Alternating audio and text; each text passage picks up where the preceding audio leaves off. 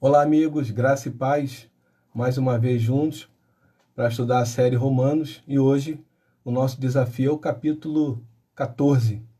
Ontem nós estudamos o capítulo 13, falamos aí de três assuntos, né? Respeito à lei civil e às autoridades, falamos do amor ao próximo, falamos também da iminente volta de Jesus e Paulo ressaltava em todos esses assuntos uma grande vontade de que eles realmente absorvessem tudo aquilo que Paulo estava falando, porque Paulo considerava não só importante, mas necessário para a vida daquelas pessoas. E hoje nós vamos estudar o capítulo 14 e vamos começar de uma maneira diferente. Eu vou citar para você uma frase de um pensador chamado Marco Antônio Domines, que diz o seguinte: para os assuntos essenciais, unidade. Para os assuntos não essenciais, liberdade. E eu até aqui acrescentaria tolerância. E para todos, amor. Esse texto que a gente leu agora, que eu citei para você, tem tudo a ver com o teor dessa porção da carta que Paulo escreve aos Romanos. Tem tudo a ver com o que a gente vai tratar hoje aqui, porque existem situações em que eu e você, ou você e alguma outra pessoa, não concordam. E isso não quer dizer que vocês não podem caminhar juntos. Naquilo que é primário, ou seja, importante, primordial, a gente não pode divergir. Não pode haver divergência de opinião ou de ideia.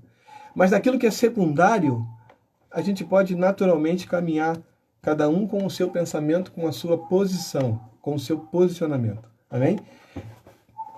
Hoje a gente vai estudar dois temas, dois tópicos. O primeiro, falar da convicção e da tolerância cristã, que é exatamente o que a gente falou aqui desse texto de Marco Antônio Domines. Esse pensador, ele foi muito profundo e muito feliz nessa questão, nesse pensamento. O segundo é a liberdade e o amor. Amém? Então, esses dois temas, a gente vai navegar por eles para poder entender o que o apóstolo Paulo queria passar para esses irmãos de Roma. Amém? Eu queria te convidar nesse momento a abrir a sua Bíblia, que provavelmente já está com você aí, né? No capítulo 14. E a gente vai fazer a leitura de toda a Bíblia, de todo o capítulo, e em seguida a gente vai mencionar tópico a tópico. Amém? Diz assim a palavra do nosso Deus, o Eterno: aceitai o que é fraco na fé, sem a preocupação de debater assuntos controvertidos. Um crê que pode comer de tudo, e outro, cuja fé é fraca, come somente alimentos vegetais. Aquele que come de tudo não deve menosprezar o que não come. E quem não come de tudo não deve condenar quem come, pois Deus o aceitou. Quem és tu que julgas o servo alheio? E para o seu Senhor, é para o seu Senhor que ele está em pé ou cai, e permanecerá em pé, porquanto o Senhor é capaz de o sustentar. Há quem considere um dia mais sagrado do que o outro. Outra pessoa pode entender que todos os dias são iguais. Cada um deve estar absolutamente convicto em sua própria mente. Versículo 6. Aquele que guarda um dia especial para o Senhor, assim o considera. Aquele que se alimenta de carne, o faz para o Senhor, pois dá graças a Deus. E aquele que se abstém para o Senhor se priva, e também dá graças a Deus, porque nenhum de nós vive exclusivamente para si, e nenhum de nós morre apenas para si mesmo. Versículo 8. Se vivemos, para o Senhor vivemos, e se morremos, é para o Senhor que morremos. Sendo assim, quer vivamos ou morramos, pertencemos ao Senhor. Porquanto foi por este motivo que Cristo morreu e voltou a viver para ser Senhor tanto dos vivos quanto de mortos. Mas tu, por que julgas teu irmão? Ou tu, igualmente, por que desprezas teu irmão? pois todos compareceremos diante do tribunal de Deus. Porquanto está escrito: por mim mesmo jurei, diz o Senhor, diante de mim todo joelho se dobrará e toda língua confessará que eu sou Deus. Versículo 12. Deste modo, cada um de nós prestará contas de si mesmo a Deus. Portanto, abandonemos o costume de julgar uns aos outros. Em vez disso, apliquemos nosso coração em não colocarmos qualquer pedra de tropeço ou obstáculo no caminho do irmão, como uma pessoa que está no Senhor Jesus tem a plena convicção de que nenhum alimento é por si mesmo ritualmente impuro, a não ser para aquele que assim o considera. Para esse é impuro. Se o teu irmão se entristece por causa do que tu comes, já não está te agindo por amor fraterno. Não destruas seu irmão por conta da tua comida, pois Cristo morreu também por ele. Aquilo que é bom para vós não se torne motivo de maledicência, porquanto o reino de Deus não é comida nem bebida, mas justiça, paz e alegria no Espírito Santo. Versículo 18. Pois quem serve a Cristo desta forma é agradável a Deus e estimado por todas as pessoas. Por isso, esforcemo-nos em promover tudo quanto conduz à paz e ao aperfeiçoamento mútuo. Não destruas a obra de Deus por causa de comida. Na verdade, todo alimento é puro, mas se torna um mal se alguém vir nisso um motivo de escândalo. É melhor não comer carne, nem beber vinho, nem fazer qualquer outra coisa que leve teu irmão a tropeçar. Assim seja qual for a tua doutrina a respeito desses assuntos, guarda com convicção entre ti mesmo e Deus. Bem-aventurado aquele que não se condena naquilo que aprova. Versículo 23 e o último. Todavia, aquele que tem dúvida é condenado se comer, pois não come com fé, e tudo que não provém da fé é pecado. Amém? Que Deus abençoe a leitura da sua palavra. Nesse momento, a gente começa a fazer a explanação de cada versículo, né? Ou de cada ponto que a gente considera aqui relevante. No versículo 1, Paulo era um cristão emancipado de tudo aquilo que representava a lei judaica, a lei mosaica e também o legalismo. Então, Paulo, ele já estava totalmente desprendido disso. Porém, alguns irmãos, eles não conseguiam se desprender, né, de certas doutrinas, de certos costumes, de certos dogmas da lei. Eles não conseguiam se desprender. E aqui eu vou só fazer uma colocação acerca do que significa lei mosaica e o que significa legalismo, segundo o que o apóstolo Paulo apresenta aqui. Lei mosaica são aquelas 613 leis que eram colocadas para os irmãos do Antigo Testamento como regra de vida, né?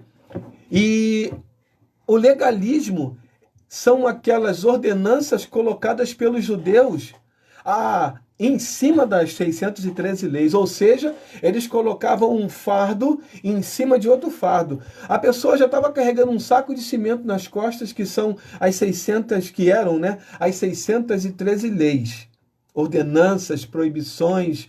Agora, eles colocam o legalismo, que eram ordenanças colocadas pelos judeus, né, principalmente os fariseus, em cima dessas 613 leis. Então, era quase que jogar um saco de cimento em cima de outro saco de cimento. Então, Paulo já estava desprendido disso, ele estava emancipado, mas alguns irmãos não. Então, ele ia ter dificuldade em colocar, em mostrar essa nova aliança, essa nova fase, essa nova conquista, né, que foi nos entregue através do sacrifício de Jesus na cruz do Calvário. Paulo vai ter essa dificuldade, mas ele tem essa missão, ele tem esse desafio. Os cristãos aqui não são exortados a viver uma vida unânime, O que é isso? Eles não são obrigados a concordar 100% em todos os assuntos, em todos os aspectos, em tudo aquilo que eles discutiam. Porque não há como a gente viver concordando 100% com todos. Não há essa possibilidade. E se houver, já dizia o poeta, né, toda unanimidade ela é burra. Por quê? Porque nós vamos acabar concordando com algo que não condiz.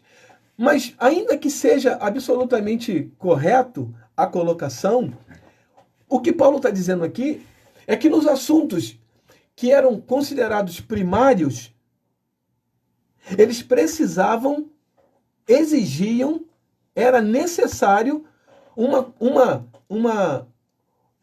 comunhão, uma unidade. Porque, por exemplo, se eu dissesse para você aqui, de uma forma que você estivesse aí do outro lado, entendesse que isso não está certo. Por exemplo, eu dissesse para você assim, a partir de hoje, a partir de agora, do Novo Testamento, Cristo não é mais o mediador entre Deus e o homem. Se eu dissesse isso para você, considerando eu que está certo, não está. Mas se eu considerasse que está, você daí ia poder me contrariar. Ia ter que me contrariar. Ia ter que ficar contra. Por quê? Porque isso não é um assunto secundário. Isso é um assunto essencial. Então você não pode caminhar comigo. Porque você acredita que Jesus é o mediador entre Deus e o homem. Logo, esse assunto não é um assunto que eu possa aceitar que alguém pense diferente. Então, se alguém pensa diferente disso, eu não posso caminhar junto. Você entende? Então, agora, com relação a assuntos secundários, o que seriam esses? Tem gente que usa calça comprida. Tudo bem. Tem gente que usa brinco. Tudo bem. Eu sou cristão há quase 27 anos. E no tempo que eu me converti, eu usava calça comprida. Eu achava que aqueles irmãos que usavam bermuda, eles não estavam corretos, não iam nem ser salvos. Você pode até estar rindo de mim, mas existem pessoas que pensam exatamente desse jeito. E aí, o que o apóstolo Paulo está dizendo é que nesses assuntos que são considerados secundários, eu não preciso concordar, mas nos assuntos que são essencialmente primários, aqueles que são que trazem a essência do evangelho, como é o caso de Cristo, então eu tenho que estar 100% desse jeito para a gente poder caminhar junto. Então Paulo não estava cobrando unanimidade desses irmãos. Paulo estava cobrando apenas que eles pudessem ter respeito e tolerância com aqueles irmãos que não conseguiam fazer daquele jeito. O que Paulo estava dizendo não era que esses irmãos tinham que concordar com eles, mas que tinham que respeitar a opinião. Porque existem crentes que são chamados aqui pelo apóstolo Paulo de crente forte. E existem crentes que são considerados fracos. O crente forte são aqueles crentes que são maduros, que conseguem extrair um pensamento, um conceito, consegue visualizar a fraqueza do outro e suportar. Um crente fraco é aquele crente que não tem muita maturidade. Então, Paulo está colocando aqui que esses dois grupos de pessoas, eles conseguem conviver juntos, eles conseguem caminhar, desde que haja tolerância, desde que haja respeito nas opiniões que não são primárias, que não são essenciais. A gente vai ter sempre que ressaltar essa situação, essa questão. Por quê? Porque no que diz respeito à salvação, é Cristo. Isso é essencial. Isso está na essência. No que diz respeito ao comportamento, no culto ou em casa, aí é você e Deus. Amém? Você conhece a Bíblia, você sabe daquilo que você pode e o que você não pode. Logo, você pode pensar alguma coisa que até outra pessoa não pense. Por exemplo, eu vou voltar lá na minha época de conversão. ir à praia era uma coisa torturante, né? Porque eu considerava proibido. Por quê? Porque foi dessa forma que nós aprendemos. Foi dessa forma que eu encontrei Jesus. Então, as pessoas, eu me lembro que a minha prima Ângela, ela tinha muita paciência comigo, porque eu tentava mostrar para ela esse lado e ela tinha uma tolerância, uma paciência incrível comigo. Por quê? Porque ela sabia que aquilo que eu estava falando não era essencial. Aquilo que eu estava falando, para mim, era uma coisa fundamental para a salvação. Para ela, não. Ela falava assim: ah, isso é besteira.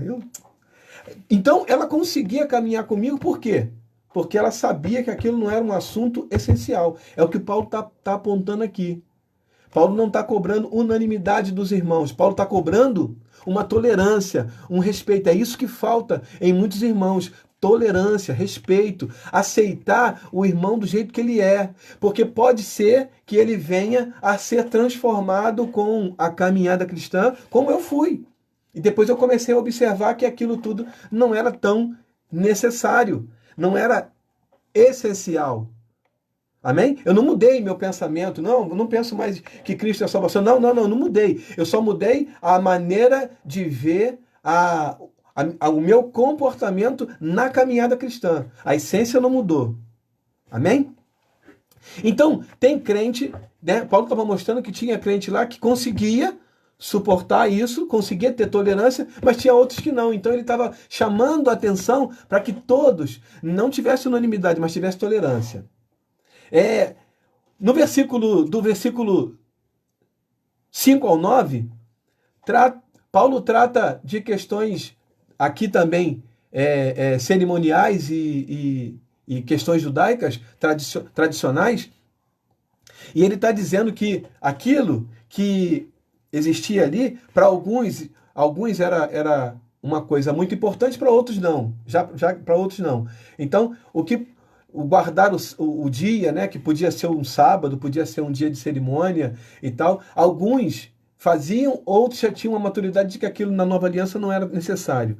Então, aquelas festas judaicas, né, festa das luzes, festa de Hanukkah e tantas outras, elas eram essenciais naquele tempo, hoje não são, por causa da nova aliança.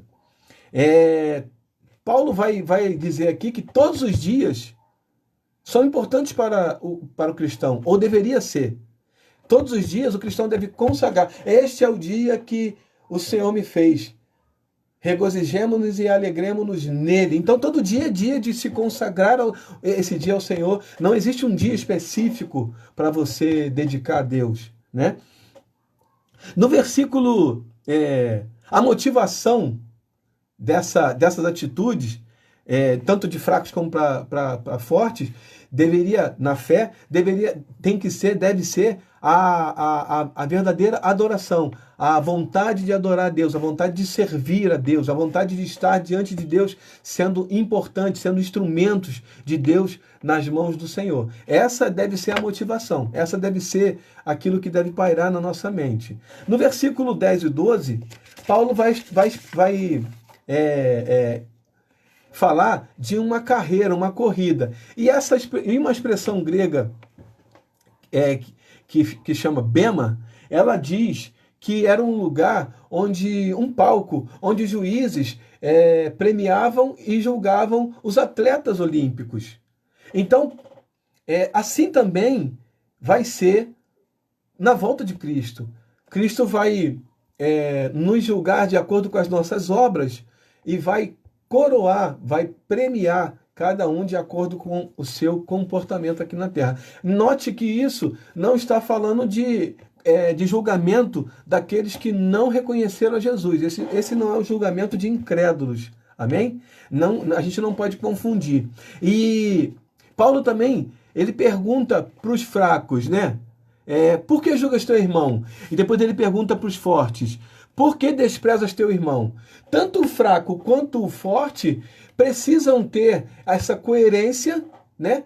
Porque Paulo está tratando aqui, dizendo que Assim como um atleta não pode julgar o outro atleta e nem a si mesmo, nós cristãos também não podemos julgar outras pessoas.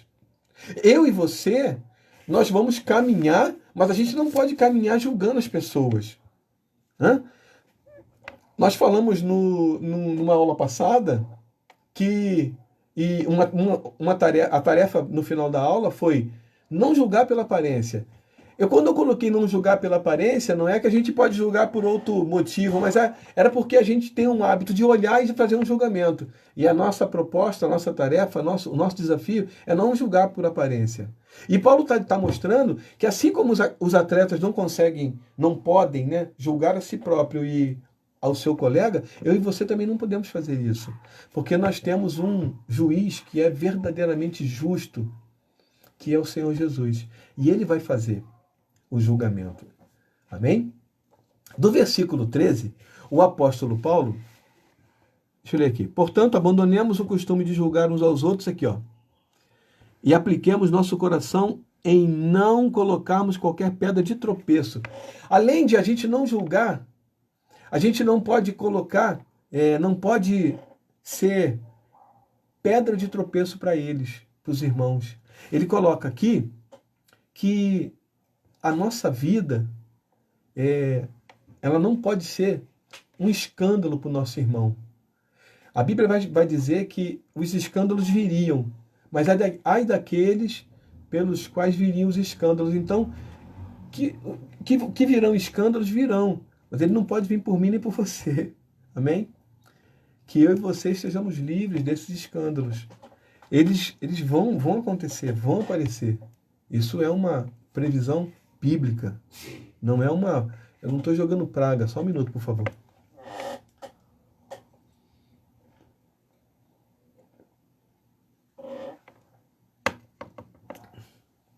Eu não estou jogando praga, mas eu estou constatando aquilo que a Bíblia diz. Amém? No versículo 14, Paulo agora está ecoando as palavras de Jesus, que passa... Deixa eu ler para você. No versículo 14. Como uma pessoa que está no Senhor Jesus, tenho plena convicção de que nenhum alimento é por si mesmo ritualmente impuro, a não ser para aquele que assim o considera. Para esse é impuro. Paulo está agora dizendo que ele é uma pessoa que, agora cristão em Jesus Cristo, ele consegue ver e enxergar aqueles alimentos que eram considerados impuros lá atrás, ele consegue enxergar como algo que é perfeitamente normal e abençoado perante o Senhor, porque é Deus quem abençoa os alimentos. Então Paulo está dizendo que aquele alimento que era impuro é impuro para aquelas pessoas, como diz assim, ó, e por si mesmo ritualmente impuro, a não ser para aquele que assim o considera. Se a pessoa considera aquilo impuro, a gente deixa ele. Não estamos falando de alimentos consagrados, estamos falando de alimento impuro, que era considerado, que era considerado impuro pelos judeus. E aí, no versículo 4, deixa eu ler para você aqui. Eu deixei aqui na Bíblia, livro de Timóteo 4:4. Porque toda criatura de Deus é boa e não há nada que rejeitar, sendo concebido com ações de graça. Aqui o apóstolo Paulo, escrevendo ao seu filho na fé, Timóteo, ele declara que todo alimento, ele é tudo aquilo, ele é considerado puro desde que seja apresentado ao Senhor com ações de graça. Esse tipo de assunto, decidido assim livremente, deve ser decidido livremente por cada cristão. Se faz ou se não faz, isso deve ser feito no meu íntimo, comigo, e entre eu e Deus. Eu vou orar e Deus vai falar comigo, vai estabelecer o que Ele quer para a minha vida, e é assim que eu vou proceder na minha caminhada cristã. Eu não preciso ficar olhando o que o irmão faz, eu vou estabelecer o meu próprio procedimento, o meu próprio conceito em relação a essa caminhada. Amém?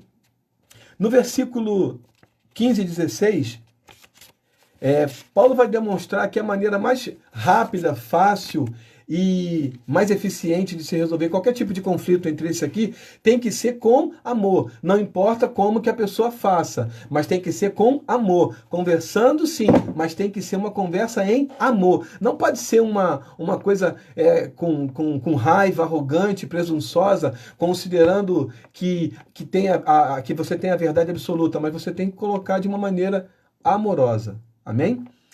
Quase todas as religiões e sistemas éticos têm o amor como motivação da conduta humana ideal. Ideal. Não real. Ideal. Por quê? Ideal. Porque existem pessoas que não procedem dessa forma. Mas o amor não é considerado só para o cristianismo. O amor é considerado para quase todas as religiões e para sistemas éticos como sendo a maior motivação para a conduta do ser humano. Então, é o amor, tem que ser tudo baseado no amor. Cristo deu tanto valor para o fraco na fé, que é mencionado aqui pelo apóstolo Paulo, que Cristo morreu por ele, né? Porque Cristo não morreu por um, como morreu por todos.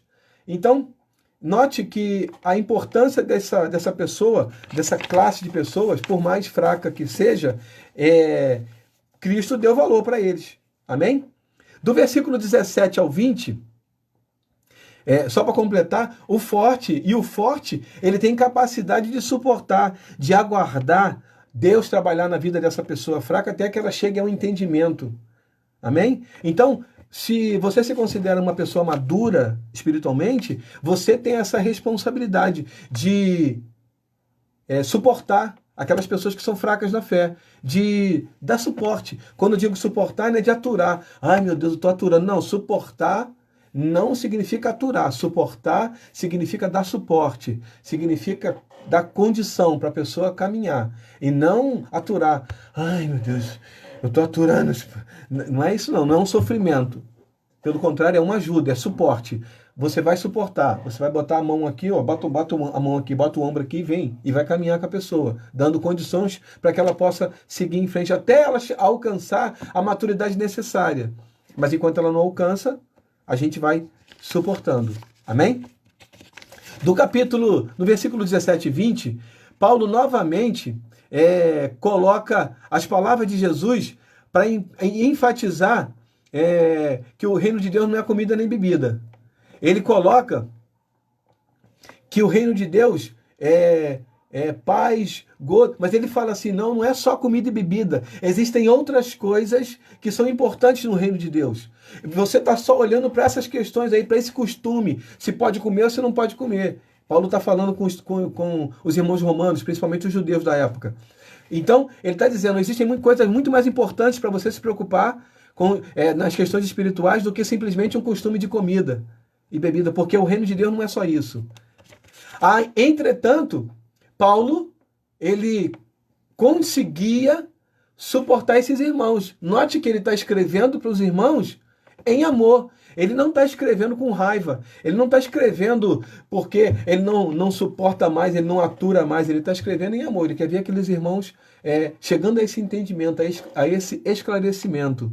Então, Paulo tem esse esforço. O cristão que aprende a viver dessa forma, ele consegue experimentar paz, ele consegue experimentar alegria. Por quê? Porque essas coisas não invadem mais o coração dele e não faz mais com que ele fique aflito, buscando o que vai fazer, o que vai deixar de fazer. Isso traz paz para o coração dele. Ele sabe que aquilo ali não é a coisa mais importante. Se existe uma pessoa comendo alguma coisa que ele não come, ele fica tranquilo. E se ele está comendo alguma coisa que ele sabe que vai ofender alguém, ele vai e segura, não come. É uma pessoa madura, uma pessoa que atingiu esse nível de entendimento que ele agora ele se esforça para poder ajudar o outro. Ele não vai ser pedra de tropeço para algumas pessoas caírem. Por quê? Porque ele sabe. Existem pessoas que sabem que aquilo ali vai trazer algum problema para alguém e mesmo assim faz. Existem pessoas que sabem que algumas pessoas não vão suportar ouvir alguma coisa e mesmo assim fala. Existem pessoas que sabem que algumas pessoas não estão preparadas para poder provar de determinados alimentos espirituais e elas mesmo assim servem esses alimentos espirituais. E se a gente fosse fazer uma comparação, um bebê, ele precisa 100% da mãe e do pai. Então, a mãe e o pai não vai dar uma feijoada para um bebê. Ela não vai pegar uma feijoada e tacar para o bebê. Vai. Por quê? Porque vai fazer mal. Pode até vir a matar a criança. Então, essa mãe e o pai, ela tem a responsabilidade e maturidade para entender que o bebê não pode pegar, não pode provar de uma feijoada nesse momento. Vai chegar uma hora que ele vai poder comer a feijoada tranquilamente, mas não é agora. Então, a mãe e o pai sabem, tem essa maturidade.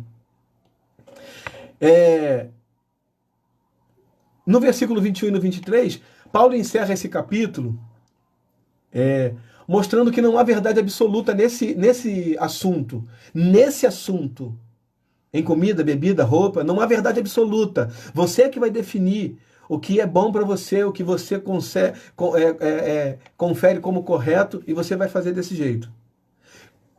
Levando em consideração aquilo que outras pessoas pensam para você não levá-las a pecar.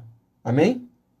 Então, e ele exorta, ele chama atenção a que a gente enxergue o amor cristão, para que a gente não faça essas pessoas tropeçarem. Então, Paulo vai dizer que não há uma verdade absoluta nesse assunto, em questão de comida e bebida. Não existe nada que eu possa dizer, é desse jeito. Mas ele mostra que somos eu e você que vamos decidir, junto com o Senhor, dizendo, Senhor, isso aqui, aquilo ali, e você vai decidir, sem fazer com que a tua atitude faça com que pessoas venham a tropeçar. A gente deixou lá anotado uma tarefa que é muito bacana. Eu vou ler para você aqui. Eu tenho lido no final de cada capítulo. Diz assim, na caminhada cristã, encontraremos pessoas fortes e fracas, no que diz respeito à fé. No entanto, isso não deve ou não pode, não define o valor delas. Pois Deus provou o seu amor a todas na mesma intensidade, enviando Jesus para morrer em seus lugares. É possível que em algum momento dessa caminhada haja divergências de opiniões acerca de determinados assuntos. Nesse momento, é preciso observar a frase do pensador que a gente falou no início, Marco Antônio Domines. Nas coisas essenciais, unidade. Nas coisas não essenciais, liberdade ou tolerância. E para todas, amor. Nas coisas essenciais, a gente caminha junto. Unidade. Unidade é mais do que união. Um pregador disse, né? União é um saco de batata. Unidade é purê de batata. É junto. E para os assuntos que não são essenciais, liberdade. Você decide o que é melhor para você, eu decido o que é melhor para mim. E a gente tolera, a gente respeita a opinião um do outro. E em todos os assuntos, amor. Não trate de nenhum assunto, absolutamente nenhum, sem que você coloque junto o amor. Porque você tem que olhar para uma pessoa, por mais débil que seja na fé, por mais fraca que seja, olhar para essa pessoa e ver essa pessoa uma criação do nosso Deus, uma criação à imagem e semelhança do nosso Deus. Então, você vai ter tolerância, respeito e você vai tratá-la com amor. Por mais absurda que seja a opinião dessa pessoa. Por mais que você não concorde e não queira caminhar, mas você vai sempre tratar com amor. Tolerância. Amém? Esse é o desafio para a minha vida e para a sua vida. tolerância. A gente olha para o irmão, a gente sabe que a gente não concorda com aquilo, mas a gente tolera. A gente respeita. Talvez não dê para a gente caminhar junto, mas eu respeito a sua posição. Amém? Esse foi o capítulo 14. Deus abençoe a tua vida. Lembrando que a gente disponibilizou no link, no Facebook um link para você baixar o material e vai para a página, você escolhe lá qual é o capítulo que você precisa baixar, tanto de hoje quanto os anteriores. Também tem lá na bio do Instagram, você clica lá na bio e baixa o material. E no YouTube você tem o vídeo, né? Os vídeos aí que ficam gravados lá. Você, de repente, não conseguiu assistir alguma aula, você pode ir lá, assiste tranquilamente. E se você não fez a inscrição, você aproveita, faz a inscrição e você vai ter à sua disposição lá aquele menu de todos os vídeos que foram gravados até hoje. Amém? Deus abençoe a tua vida. Lembrando também que nós vamos iniciar na semana que vem um assunto que é extremamente relevante para a minha vida e para a sua. Nós falamos ontem e vou falar de novo. Eu tenho certeza absoluta que você vai, se não se identificar, você vai identificar alguém que está passou, ou porventura vai passar por essa situação que a gente vai tratar nesse assunto. O tema do nosso próximo estudo é perdão de Deus versus consequência do pecado. Amém? Anuncia para os seus amigos aí, compartilha, que vai começar. A gente vai anunciar na quinta-feira o dia certo. Eu acredito que serão 2 encontros, não serão mais que 2 encontros, com certeza. A gente vai tentar fazer em um, mas eu acredito que para a gente tratar um pouquinho melhor desse assunto, desse tema, a gente vai precisar de 2 encontros, então, mas mais que 2 não passa. A gente se encontra amanhã, então, às 11 horas, para falar do capítulo 15, o penúltimo capítulo da série Romanos. Amém? Obrigado pela sua companhia, obrigado pela sua paciência. Deus abençoe o teu dia, essa terça-feira seja abençoada, seja rica de bênçãos na sua vida e na sua família, em nome de Jesus. Amém? Deus abençoe a todos. Até amanhã, em nome de Jesus.